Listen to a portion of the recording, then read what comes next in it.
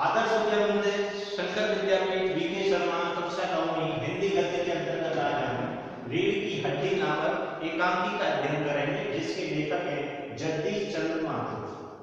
इस पाठ का परिचय यदि हम देखें तो इस प्रकार मिलता है। यह एक सामाजिक एकांकी है।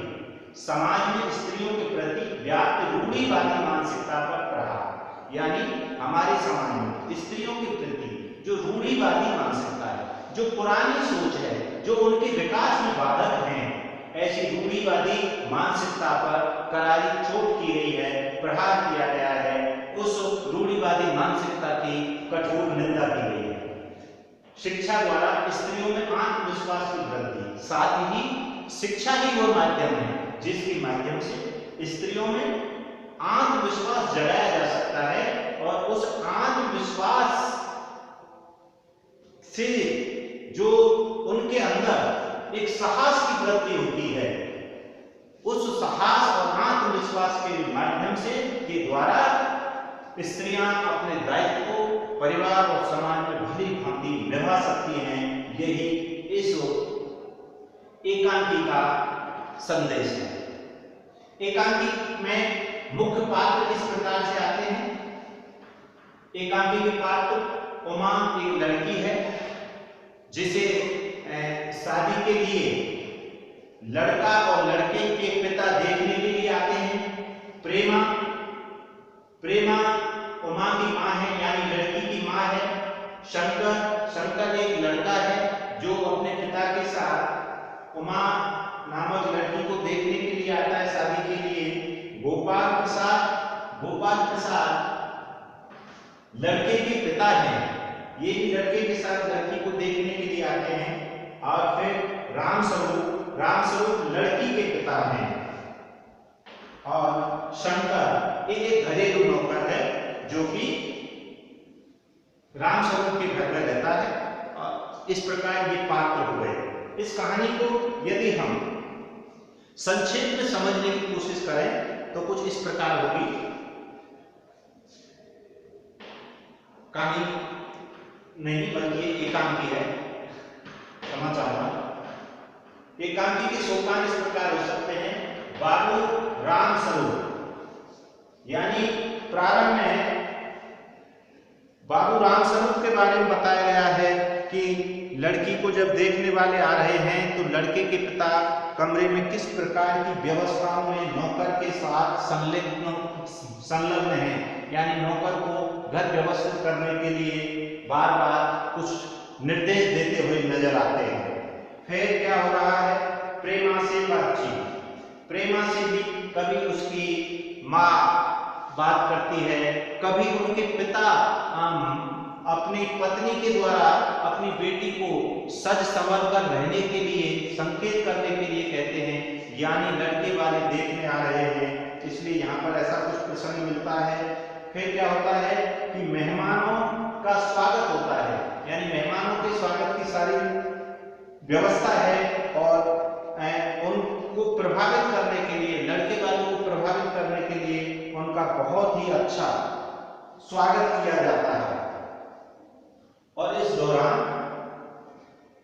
रामस्वरूप और गोपाल प्रसाद दोनों ही अपनी अपनी प्रशंसा करते हुए दिखाई देते हैं, अपने जमाने की बातें करते हुए दिखाई देते हैं, यानी घर में एक पारिवारिक बातचीत का माहौल दिखाई देता है।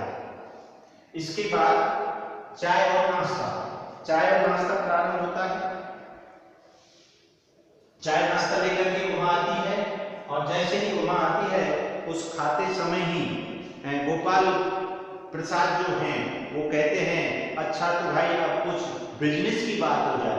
बिजनेस से तात्पर्य ये उस दहेज प्रथा के समर्थक लोग हैं, रूढ़िवादी परंपरा के समर्थक लोग हैं, वहीं समाज में दहेज प्रथा को बढ़ावा देने वाले हैं। ऐसे लोग शादी संबंध को एक व्यापार की दृष्टि से देखते हैं, इसलिए नाश्ता करते करते ही वो ये बोलते हैं कि अब भाई कुछ बिजनेस की बात हो जाए, यानी वो दहेज तय करना चाहते हैं, ऐसा विषय वो यहाँ पर रखते हैं। उसके बाद शादी और खूबसूरती, यानी दोनों ही लड़के के पिता और लड़की के पिता दोनों में ही शादी के लिए खूबसूरती के महत्व पर प्रकाश डाला जाता है। वो बातचीत करते हैं कि शादी में लड़की और लड़के का खूबसूरत होना कितना आवश्यक है। उसके बाद लड़की की पढ़ाई की बात चलती है। यानी हम यहाँ पर ये कहना चाहेंगे कि ये जो लड़की को देखने वाले आते हैं वो लड़की के जो पिता हैं वो इस मानसिकता के लोग हैं कि वो घर में अपनी जो बहू बनाना चाहते हैं वो बिना पढ़ी लिखी लड़की को बनाना चाहते हैं। यानी उमा एक पढ़ी लिखी लड़की है, लेकिन फिर भी रामस्वरूप एक मजबूर पिता है और वो उस लड़की वाले के सामने अपनी लड़की की पढ़ाई को छिपाने का प्रयास करता है। वास्तव में पढ़ाना लिखाना कोई पाप नहीं है, लेकिन समाज की उस रूढ़िवादिता के सामने एक व्यवस्थिता अपनी लड़की को शिक्षा दिलाने के बाद भी उस शिक्षा को छिपाने की कोशिश करता है। उसी समय उमा का प्रवेश होता है। उमा जब आकर के देखती है और उमा इन सारी बातों को सुन लेती है तो उसके बाद में उमा वहां पर आती है तो उमा से जैसे जिस प्रकार के प्रश्न किए जाते हैं और उमा को जब बार बार ये बताया जाता है कि आप कहीं पढ़ी लिखी तो नहीं है, या फिर उनसे इस प्रकार के प्रश्नोत्तर किए जाते हैं। कभी जैसे उनका शादी के लिए भी जैसे किसी साक्षात्कार का आयोजन हो रहा हो, जैसे कोई उनका इंटरव्यू चल रहा हो, इस प्रकार लड़के के पिता द्वारा बार बार उनसे कई प्रश्न पूछे जाते हैं और अंत में वो इतनी व्याकुल हो जाती है, उनका आत्मसम्मान और स्वाभिमान जाग उठता है और इसी दौरान वो जो लड़की है उमा वो शंकर की चारित्रिक जो दोष हैं उनकी ओर भी संकेत कर देती है। अपने पुत्र के चारित्रिक दोषों की को सुनकर के लड़के के पिता गोपाल प्रसाद और उत्तेजित हो जाते हैं, क्रोधित हो जाते हैं। अंत में उमा कहती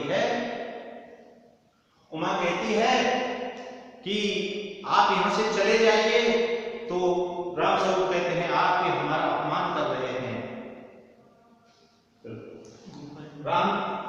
रामस्वरूप नहीं, गोपाल प्रसाद कहते हैं जो कि लड़के के पिता हैं, वो ये कहते हैं कि इस प्रकार घर पर बुलाकर हमारा अपमान करना ठीक नहीं है।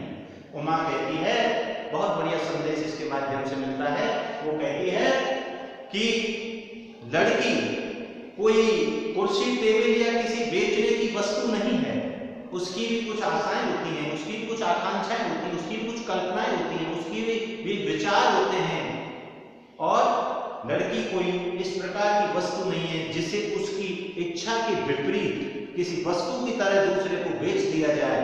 और ऐसे लोग जो स्त्री शिक्षा के विरोधी हों, ऐसे लोग जो समाज में स्त्री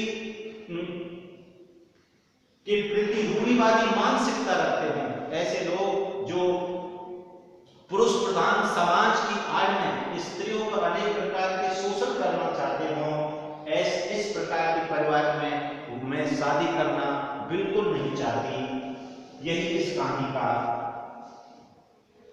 एकांकी का संदेश है। धन्यवाद।